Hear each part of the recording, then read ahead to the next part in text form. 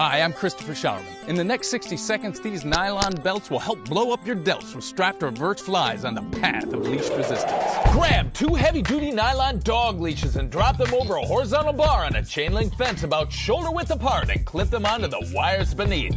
Facing the fence, grab the strap opposite each hand so they form an X. Put the leash handles around your wrist, then make a big circle with your arms like you're hugging an oak tree. Planking your body, lean back to create tension on the straps, then open your arms, moving only at the shoulder joint, always maintaining your plank and the 135-degree angle at your elbows. Rotate the elbows up and back while keeping your shoulders down. Once this is easy, you can increase the resistance on this exercise by gradually walking your feet closer to the fence. Check your equipment before every workout. Have a training partner spot you, and always leave the gym nicer than you found it. Now make your shoulders bolder with these strapped reverse flies on the path of leash resistance.